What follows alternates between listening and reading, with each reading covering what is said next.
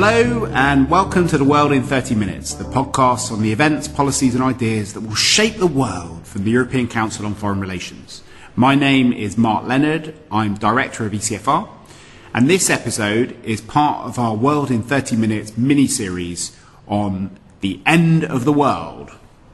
This is the place where we talk about how the global order, which has defined the world for the last few decades, is gradually crumbling, falling apart, being challenged, bursting at the seams, or maybe even being reinvented as something else.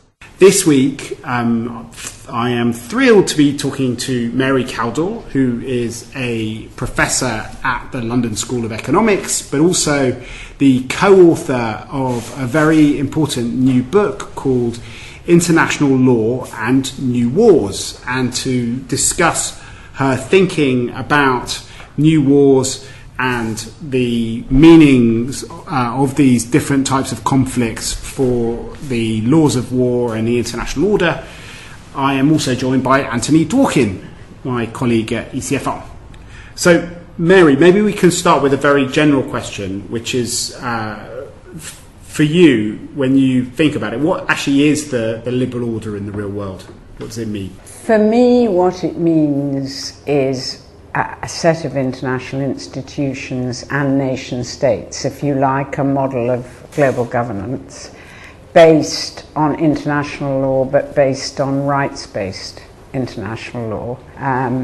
For me, what it really means is that we're moving, or if we move towards this order, which I'm actually quite sceptical about, but what it means is that the kind of security, in the past, we had a completely different way of ensuring security domestically and abroad.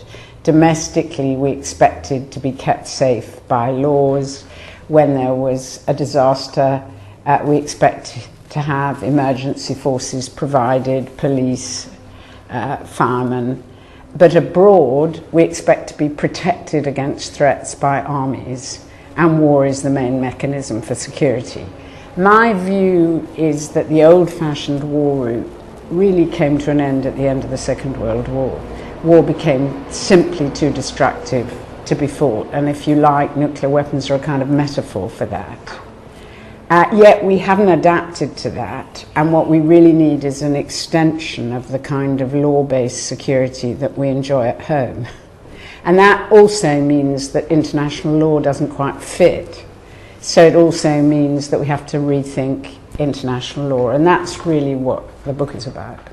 So behind that, there is this kind of central distinction that you've made for a number of years. I think your first book on the new wars must have been at least a decade ago, maybe even 2 decades ago. I think it came out in 1999. Yeah, so it's almost 2 decades. But it's really odd because it's read more than it was then. Do you want to explain a bit for people who haven't read the book what the difference is between new and old wars in your mind?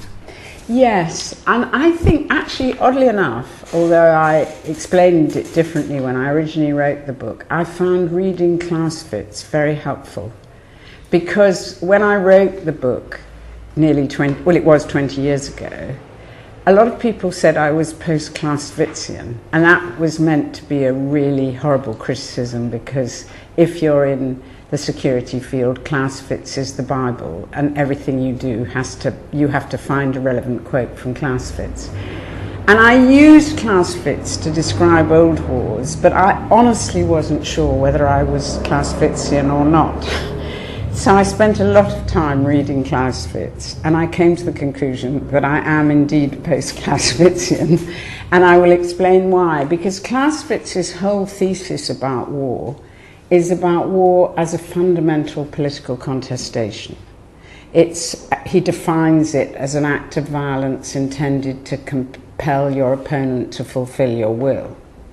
And he says the politicians, the generals, the people, all tend to an extreme because they have to win. The politicians want to gain their objective, the generals have to disarm the opponent, and hatred and emotions are unleashed among the people. And that's the basic idea of war that's Clausewitzian. I realized if you start from a different definition, which is war is an act of violence framed in political terms, it needn't necessarily be a contest of wills. It could be a kind of mutual enterprise. And that's what I think new wars are, in a way. Maybe mutual enterprise is too strong a word. Sometimes I say they're a social condition in which various armed groups gain from fighting rather than from winning or losing. And they gain from fighting either in political terms because they're trying to generate extremist ideologies. They want, I don't know, Sunni or Shia exclusive kinds of politics.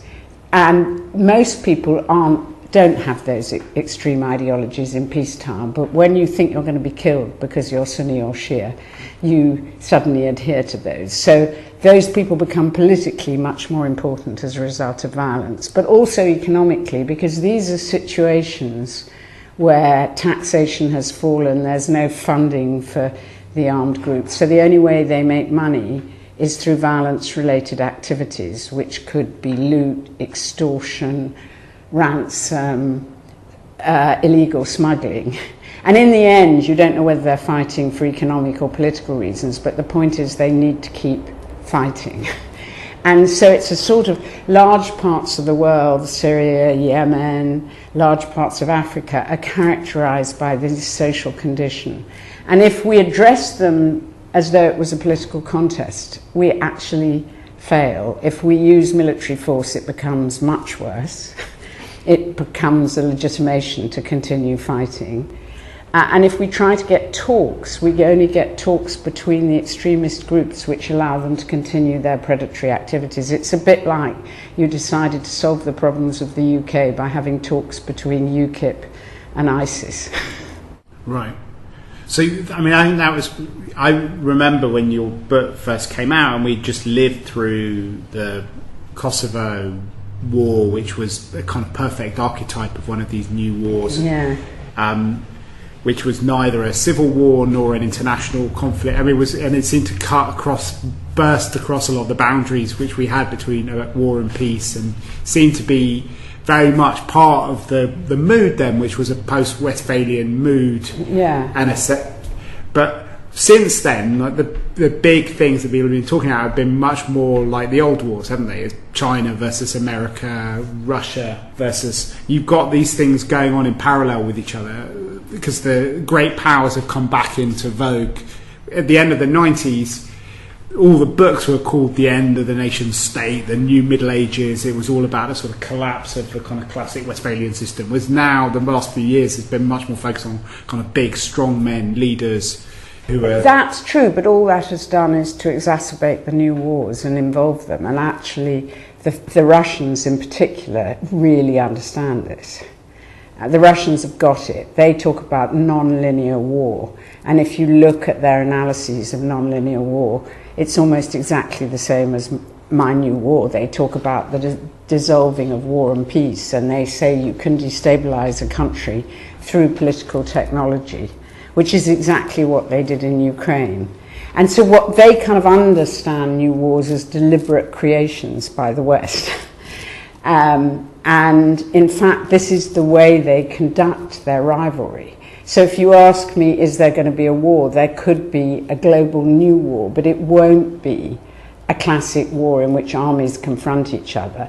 It will be something like Syria, but affecting everywhere, with lots of external intervention in it. I mean, Syria's far worse than Bosnia was, because at least in Bosnia, Russia and America were acting together.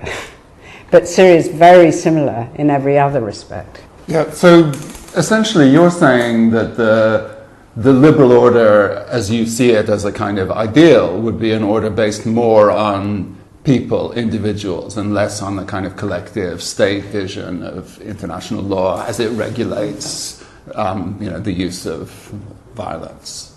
Do you see this as something that we've made some steps towards, or is it a kind of an order in the making, or where are we now in terms of that? I guess in the 1990s, I would say, yes, we've made lots of steps towards it. And, I think the development of human rights law has been a most incredibly important step towards it, as has the establishment of the International Criminal Court. But there's no question, as Mark was suggesting, that we've gone backwards since then. All I would say is that, if we continue on the present path, then we will have a global violent condition. And one of the points about my post-Clausewitzian argument is that if old wars tended to extreme, remember sort of something like 70 million people were killed in the First and Second World Wars, new wars tend to never end. They tend to persistence. And so, the risk is that if this global rivalry continues, we will get endless global new war, which is going to be dangerous for everything. So the question is, do the building blocks exist? Well, I actually think the European Union is the most important building block, which is why I'm so committed, such a committed Europeanist. I think if we didn't have the European Union, we would have had to invent it. And actually, precisely because the European Union, like the United Nations, was constructed as a peace project, it really has the potential to do some of the things that I think ought to be done. And the question is, will the European Union survive? I think the future of the liberal order in many ways depends on whether the European Union survives. I guess when you were saying that the 1990s was a period of advance, the obvious implication was that things started to go wrong, perhaps in 2001. And that it was the US move towards labeling the fight against terrorism as a war was perhaps a kind of expansion of the kind of war model that you're trying to get away from. Is that how you see things? Yes, except it's an expansion of a new war model. I mean, the war on terror is funny. It's not a sort of great power rivalry. There's a wonderful term by a French guy, which unfortunately I've forgotten, but it's the war of the manhunt. That's what it is, rather than a war against another state. But it serves the same purposes. It's a mutual enterprise, if you like. It serves the same purposes for the US. So I think what went wrong was, of course, the war on terror and all of that. And the question is, why did that happen? And part of the answer is the heritage of the Cold War, the military-industrial complex that didn't want to go away on both sides, in Russia as well as in the United States, and the heritage of the past and the search for going on existing within a kind of notion of protracted conflict. But I also think many of us who were passionate about human rights and the liberal order really neglected the whole issue of neoliberalism. Because I think neoliberalism and the huge social inequalities that have been created as a consequence of neoliberalism, especially in the sort of places where new wars happen, where you get very large numbers of unemployed young men, often from the countryside, coming into towns, and at the same time you get rich people becoming incredibly rich and desperate to sustain their wealth. That's the recipe for a new war. And I think that the very moment when all the human rights agenda became accepted was also the very moment when the neoliberal agenda became accepted, and people like you and me were not really very interested in it. And I think we should have taken it much more seriously and realized what an incredibly dangerous phenomenon it was. So we talked a lot about the new wars and a bit about order in kind of general terms, but can we maybe look a bit more at what you're thinking about law is? Because law is something which has changed quite a lot over the last couple of decades, and also has also kind of swung around in the way that we're talking about. How do you see that evolution? What I think's happened is, I take the view that law's something constructed, it's a discourse, and I think it's moved in it's what people make of it, and it's moved in a lot of different directions. This is a period of sort of experimentation which is very typical of big turning points in history when people are trying out different approaches. And what we did in this book was to identify different models of security which represent, if you like, different communities that make and interpret law. and show how law was changing in a number of different directions. So is there a typology that you create? Yeah, we created a typology. So one of them is the war on terror, and what the war on terror has done is hugely weaken the restraints on war. We spend a lot of time discussing the weakening of the conception of self-defense. And I could go into details about that because it's actually, I think, one of the most interesting arguments in the book, not about how it's weakened, because everyone, in all sorts of ways, self-defense has been weakened. The notion of preemptive self-defense, the idea that you have self-defense against non-state actors, all kinds of different ways self-defense has been weakened, which gives permission for those conducting the war on terror to go to war. But it's not just self-defense that's been weakened. Linked to that has been international humanitarian law and the fact that new wars simply don't fit international humanitarian. Well, Anthony's written some really interesting things which we quote a lot about whether the war on terror can be counted a non-international. It's really difficult to define what kind of a conflict. New wars don't fit either, actually, the classic interstate war or a non-international armed conflict. New wars, you can't distinguish between combatants and civilians. All the things that are essential for international humanitarian law just don't fit. And you see how the war on terror, that's the thing that's most famous in legal terms, the way in which Bush said, they say this is a war which enables them to kill anybody on the grounds they're combatants. That justifies the drone campaign. But at the same time, it isn't a war which enables them not to treat prisoners or sick people with the protections they have under the Geneva Convention. So that's one set of rules. And it's become widely accepted that self-defense applies, for instance, to non-state actors. So that's one set of rules that's changed.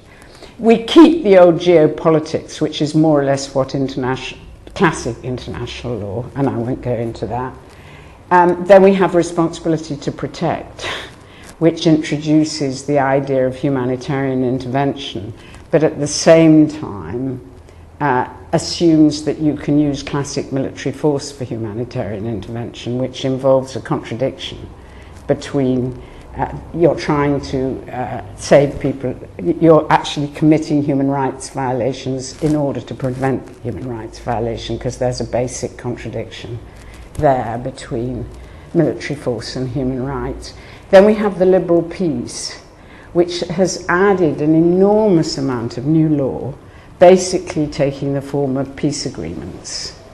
And the international community treated peace agreements as though they were classic peace treaties in the old international way. So what's the because if say the archetype for the war on terror is obviously what happened after 9/11, Kosovo would probably be the archetype for responsibility to protect. What would the archetype for the liberal peace? Bosnia. Bosnia is the pure archetype in which basically the peace agreement, Dayton, consists of the international legitimation for a mafia truce.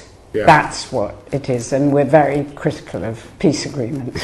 Right. And then we have the final model. So you're sounding like Edward Luttwak, another guest on the podcast, who famously wrote that article about give war a chance in a no, because liberal peace, we say, is better than war. And actually, I can't remember whether we used the term here. We then used it because after we'd finished all this, we did this input into Mogherini's, and we used the term hybrid peace.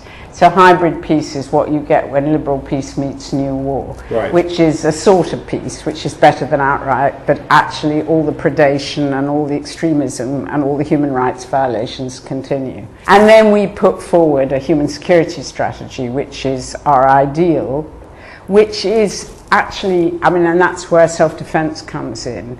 We actually say, yeah, you would be able to use force in the case of a humanitarian catastrophe, and an attack, instead of calling, say, a terrorist attack a attack by a foreign state, you would call it a war crime or humanitarian catastrophe, and actually all even attacks by states could be rebranded humanitarian catastrophes. And then how you protect them has to conform not only with international humanitarian law but with human rights law as well. So that's how we think about human security, and we talk quite a lot in practical terms about what that would mean. And Christine's done a lot in the end about what does it require in terms of international law. Do you think then that the old distinction between like that's war and that's peace, not war, that's now a kind of stumbling block to the kind of international order that we I need? absolutely think it is. And that is a real problem, because if you define the war on terror as global, endless, it's just a recipe for endless targeted assassinations. And so, what I'm really trying to say is that you would keep international humanitarian law because it has so many... A lot of people make quite strong human security arguments in favour of targeted assassinations. Oh, really? How? Well, obviously, if your goal is about human security using cruise missiles or... And what about the bombing human or- security of the people who you assassinate? Well, the point is that a lot of the people who are being assassinated might be committing genocide or other kinds of things. So if you have a consequent... But you do have to have due process. If you have a human security approach, if you suspect somebody of committing genocide, then you should do everything you can to catch them and bring them to court. You shouldn't just kill them. I'm not making the argument myself, but many people would say that actually, if you have a human security agenda, it's better served by targeted assassinations and drones than by the sort of intervention we did in Kosovo, which was pretty blunt instruments, and lots of people... In fact, you wrote very eloquently about it at the time yourself, if I remember. I was actually in support of it. You were in support of it, but you were worried about the fact that there was a lot of... No, I thought the goal was right and the methods were wrong, and I'm still saying that.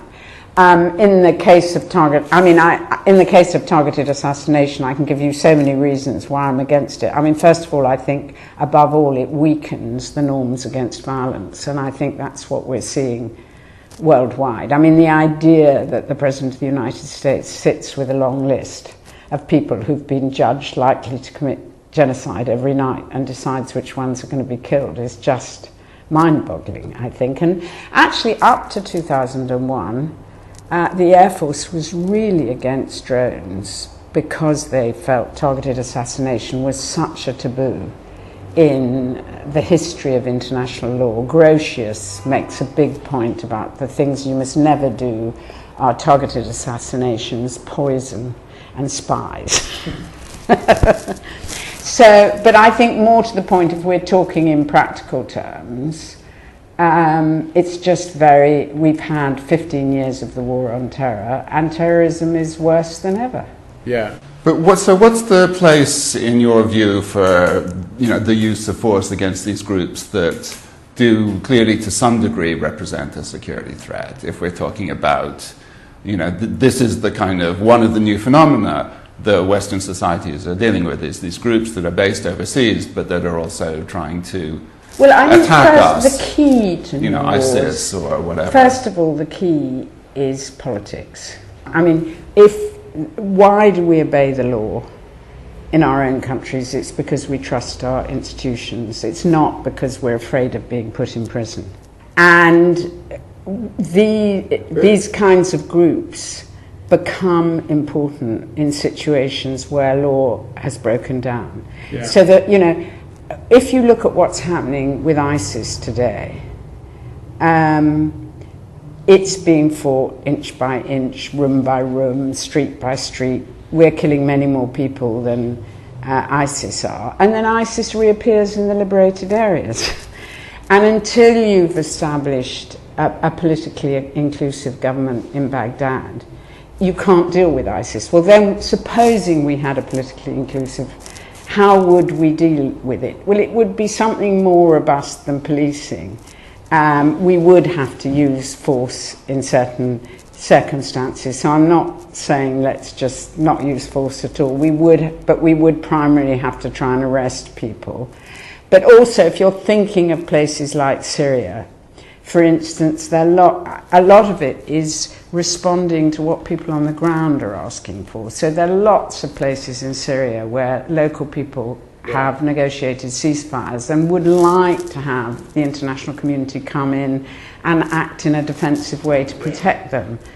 And nobody's interested in that. They're all focusing on top-down talks or military intervention from the outside. But I think we were all three very much in favour of the goal in Kosovo and their kind of questions about the way it was executed. But actually, a lot of people, with the benefit of hindsight, would see that the goal was maybe more problematic than the way it was executed, because it opened the door for other kinds of responsibilities to protect, whether it's sort of Russian responsibility to protect ethnic Russians in different parts of the world, or a kind of Saudi responsibility to protect Sunnis in different countries, or a Shia responsibility, or an Iranian responsibility to protect Shia, or a kind of Chinese responsibility to protect Chinese nationals and companies when they're in different places. That once you start opening the kind of door to interventions of different kinds, it will inevitably be easier for people to intervene, and they won't necessarily go through the same sort of process. Their idea of due process might be slightly different from ours, though actually our version of due process was very contested in 1999. A lot of people think that it was actually technically illegal. The intervention. I think it was illegal. I mean, I was on the Kosovo Commission, and we concluded that it was legitimate but illegal. Yeah. And you're right. I mean, would I now still think it's legitimate? It's an argument, actually, Christine and I had endlessly in writing this book, because Christine didn't agree. She agreed it was illegal, but she thought it was illegitimate too. And there is an argument, I think a serious argument, that, you know, Kosovo was the precursor to Iraq. Yeah.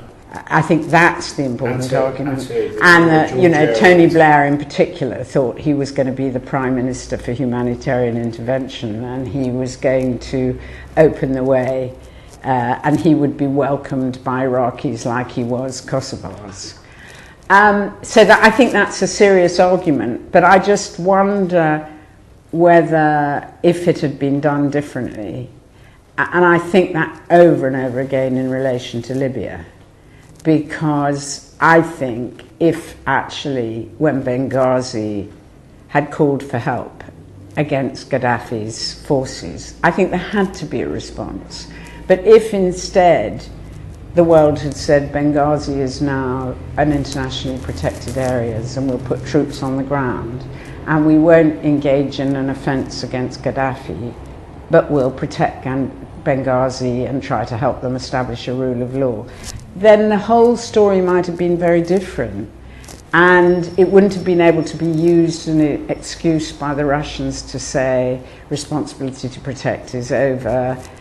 So you could make that argument. So, I mean, you know, the hindsight's a wonderful thing, but if we look forward from now, you said that Europe, in a way, is the key to any positive advances in this world. What do you think Europeans can actually do, given the fact that they are contending with Xi Jinping in China, Putin in Russia? Well, actually, I think Europeans could do an enormous amount, and I do think the global strategy is quite good that Mogherini produced, because the Europeans have enormous economic leverage and political leverage. I think the problem with the European Union is that politics have gone on holiday. There aren't any politics in the European Union, and so they don't take political positions. And they messed up Syria completely. You know, they took the American position, which was regime change immediately, whereas they were in political dialogue with Assad at the time about him carrying out political reforms. You know, they could have used their leverage to put pressure on Assad. They could have also worked with Turkey, which was very constructive at that moment. There's some people actually, just a little aside, you know, you said that the ICC was a big step forward, and I agree. I think it was a kind of big step forward in terms of how we think about international law. But Syria does raise a classic issue about that. I mean, how, on the one hand, can you push for a political solution whilst threatening to put people in front of the ICC and to take them to court? I think that's part of pressing. I mean, if you take my argument that this is a mutual enterprise, then dealing with war crimes is an essential precondition for peace. It doesn't necessarily encourage the person who's committing the war crimes. No, but what I'm saying is that you put pressure on them. I mean, right from the beginning, if the European Union had said to Assad, stop bombing your citizens rather than go away, that would have been better.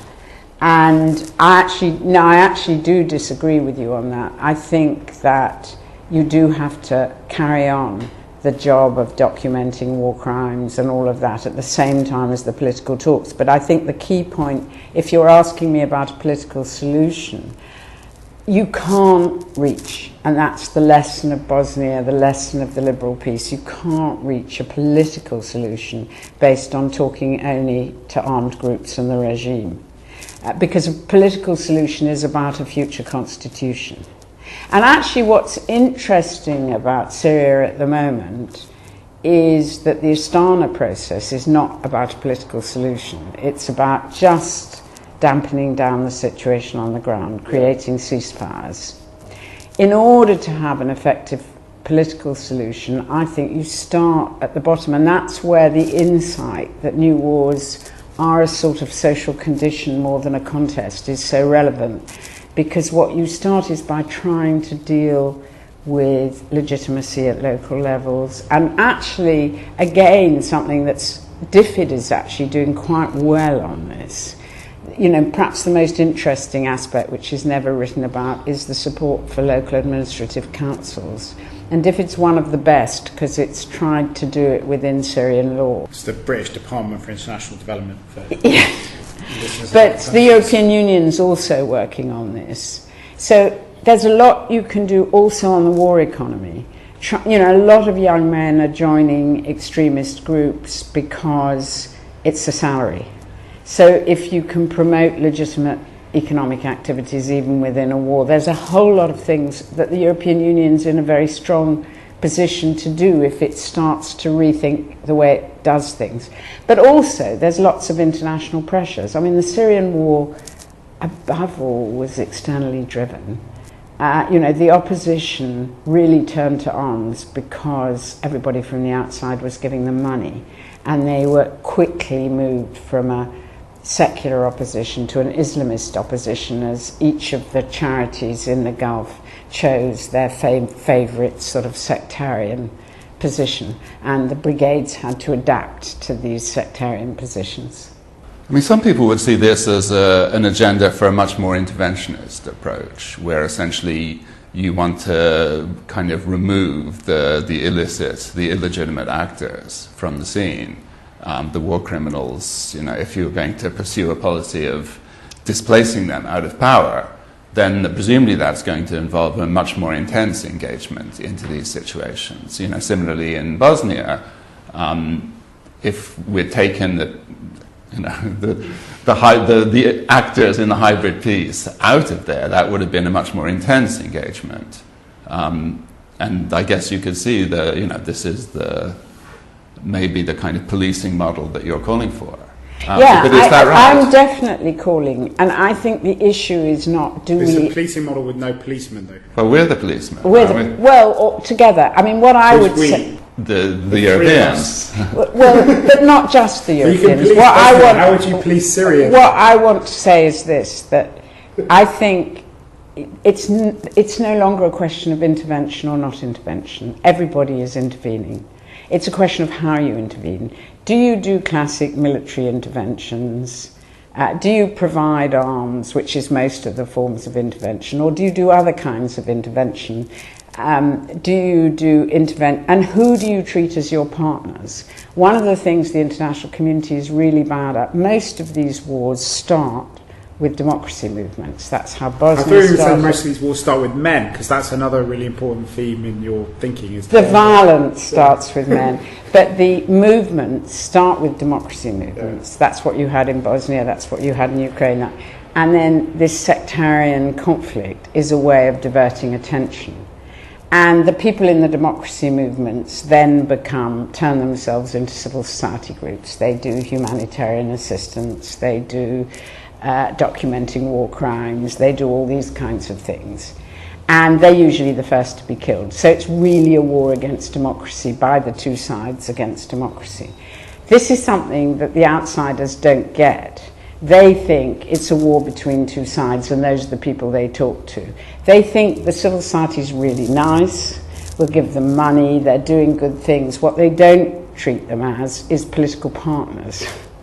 And there are in all these wars, like the ceasefires, like Tuzla in Bosnia, sort of pockets where actually civil society has been rather successful in keeping the violence out. Fantastically interesting stories from Syria, where leading families, for instance in Hama, which had the most terrible violence in 1982, negotiated to keep both sides out of the town. Actually, the same thing happened in the English Civil War. And so it's thinking about how to ally with these civic tendencies that still exist and how to build them is the kind of intervention. And yes, it's a much more intense intervention. It's not necessarily either military or police. It may be economic, it may be political. Okay. Well, it's quite a big agenda, and it is certainly something which seems to be running directly against the mood of isolation and entrenchment which is taking place in a lot of different European countries as well as the United States of America. We are coming to the end of the time for the podcast, but there are two questions that we're asking all of our guests on the podcast. The first is to complete the sentence. The liberal order is ... What's your sentence? The liberal order is the only solution to our current ills. And the second thing we ask everyone is to help readers find help our listeners find things to read if they want to go deeper on this. And we're going to put a link up to some of the things that you mentioned. Obviously, at the top of the list is International Law and New Wars by Christine Chinkin and Mary Kaldor. But what else can we put on that page? What is a really... Gosh, I've read so much, it's difficult for me to think of... Oh, I know. Neff, I think, is a really good book. Stephen Neff, on the history of the institution of war. Okay, well, thank you very much. It's been absolutely fascinating talking to you. From Anthony Dworkin, Mark Leonard, myself, and Mary Kaldor, it's goodbye. Thanks for listening to this podcast. If you've enjoyed it, please do tell people about it through social media, and even more importantly, write a review of the podcast on iTunes. In order to encourage you to do this, we have decided to create a special commemorative mug for the End of the World series.